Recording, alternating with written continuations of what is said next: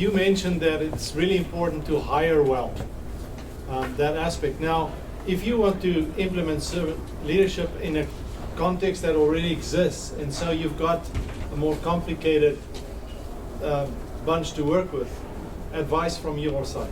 Now the question was, what happens if you already have a culture and you want to make it servant-led? It's not just about the hiring, but you already have people that are already there. We certainly have that case. We started our cultural transformation back in 2004. And the first thing that we did is we changed the hiring process. And then the second thing we did is we started talking about this mission statement. We'd always had a mission statement since 1965. This was it, but our coworkers didn't know about it. A couple of things happened in regards to that. Number one, some people started to self-eject. They said, you know, I'm all about making money here. I'm not about kindness. I'm not about compassion. They chose to leave. The other interesting piece is the people that maybe we thought should self-eject, when they got surrounded by a culture that starts to celebrate goodness and compassion, they raised the bar. As that Dick mentioned, it's that most of the people on this planet are good people. And when you put good people in a situation where there's goodness all around them, they all raise the bar. And so the good news is for us, we can also be selective in who we hire. Last year we had 4,000 openings in the company, and we had 136,000 applications. We're actually more selective than even Harvard or Stanford right now. We're proud of that. That means that we can be selective, and then we think that if you have people who are on the margins, but you put them in a good environment, they come up as well. Can I address that question? I'm going to speak from a university standpoint. It was very different for us because MSW is non-sectarian. We brought in servant leadership, and there was a lot of misconception that servant leadership was about religion. I think the changing point for us was that, again, making the assumption, we're talking about MSOE, Milwaukee School of Engineering.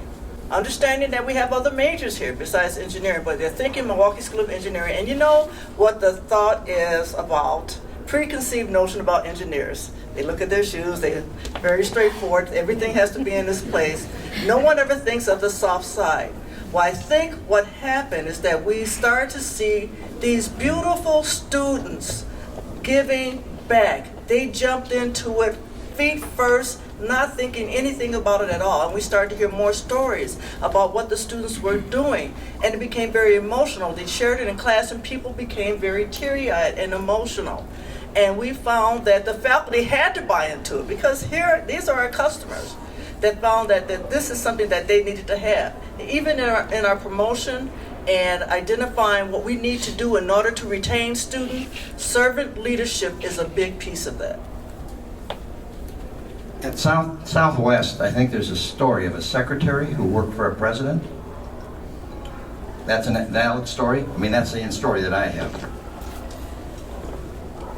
Well, it was a legal secretary, worked for the president, so it was Colleen Barrett, who is our president emeritus. So she started out as his legal secretary. He brought her on board with the airline, and then she worked for the airline for 40 years and ended up as the president.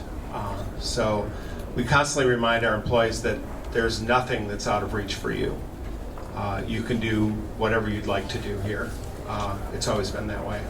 To that question, though, she suggested to the president that this servant leadership stuff might just work well in the airlines. Convinced him of it. He tried it. He liked it. He made her VP of personnel, and then she really implemented it, and then she became president also. Yeah. So that's one way of doing it. Questions?